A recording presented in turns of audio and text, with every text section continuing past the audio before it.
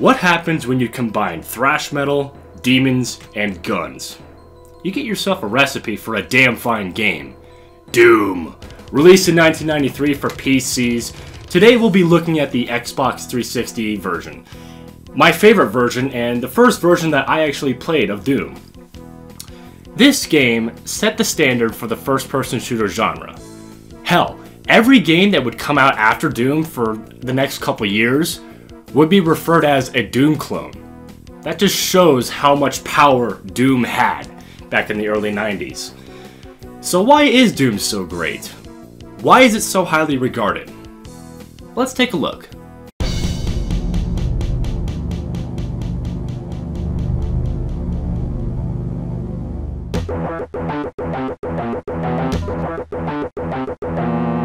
Man, there's nothing like loading up the first level and hearing that badass guitar riff.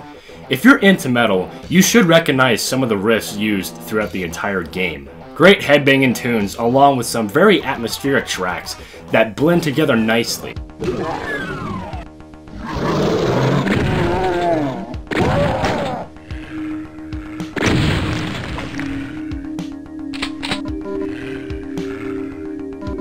It creates this atmosphere that isn't seen in any other game from its era. Seriously, I cannot praise the music enough in this game. It's some of my favorite music in any video game. There's nothing like combining Metallica, Pantera, Slayer, and Judas Priest and putting it in video game form. It's just amazing.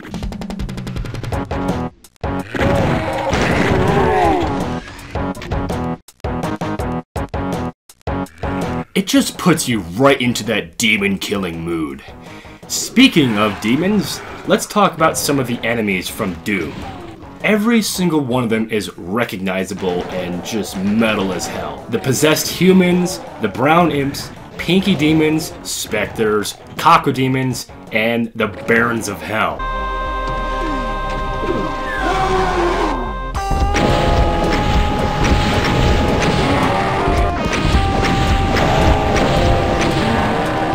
They're all just so badass. And let's not forget about the bosses, the Cyber Demon and the Spider Mastermind, which are huge hulking beasts that are so much fun to fight. Just don't be out in the open when the Spider Mastermind is shooting his chain gun. It'll rip you to shreds. One thing I really like about the enemies is that they will send out this sort of growl or a scream when they spot you. And if you try to run away and everything, you can hear them searching for you. It is really cool. I really like the sound design in Doom because it does create this sort of feeling that you could die at any minute. Killing the demons is so damn satisfying. And that brings me to the weapons.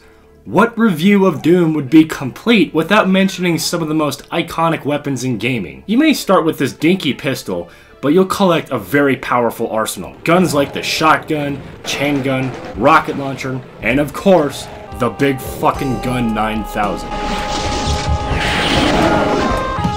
I like to bring this up because what first-person shooter nowadays doesn't have a shotgun, a rocket launcher, a chain gun of some sort, and some ultimate weapon?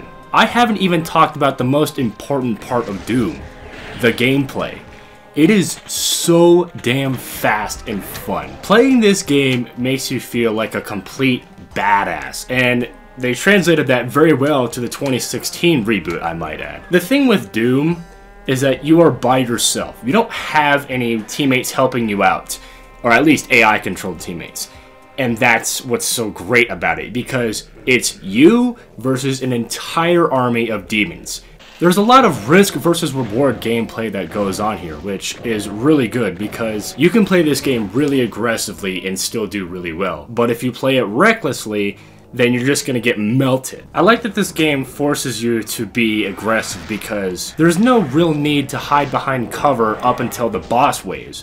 I mean, you can take cover here and there, but for most of the time, you're just going to be pushing them and getting in demons' faces and ripping them to shreds with a chainsaw or something. It's great. I also like it that this game uses health packs. I think that's a really good system because it really forces you to pick and choose your fights. When you play games like Call of Duty or really any other game with regenerating health, you can just go out and screw up, but as long as you're hiding behind cover, you can regenerate your health and, recover from that mistake. You can't really do that in Doom.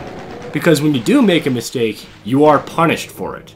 And I like that because, especially when you're low on health and you're desperately trying to find a health pack, just hoping there's one right around the corner, but instead there's a ton of monsters. I like that feeling of just being doomed. Now that doesn't mean that every game needs health packs, but I do like having health packs in games because I do feel like it does help the combat a little more. However, Doom is not a perfect game, and I do have serious issues with Doom, especially in Episode 3, Inferno. I hate Inferno with a burning passion. In my opinion, these are the absolute worst levels in the game. I have never been so bored and so annoyed at the same time while playing a video game. My biggest complaint with levels like House of Pain, Pandemonium, Unholy Cathedral, really the whole episode, is that the levels get so maze-like they're not even very interesting to go through. When I'm playing the other episodes, I feel compelled to explore and I want to find all the secrets and get all the items for that level. When I play Inferno, I just want to get the levels done with as quickly as possible. And when that happens, that just means you're not enjoying it at all. Another thing that tends to happen a lot in Episode 3 is I will clear out the whole level of enemies in like 2 minutes, but then I'm spending 6 minutes, 8 minutes just looking for keys and doors, and it just gets so boring. This does not belong in Doom. When I play Doom, I just want to kill shit. There is a map system in the game, but I just don't find it all that helpful, and in fact, I normally just ignore it entirely. And that was Doom. Overall, it's still a kick-ass game to play to this day, and it will continue to be a kick-ass game in the future. 20 years, 50 years down the line, people are still going to be playing Doom, and that's what's great about it. Sure, Episode 3 is most definitely a drag, but the rest of the game makes up for Episode 3.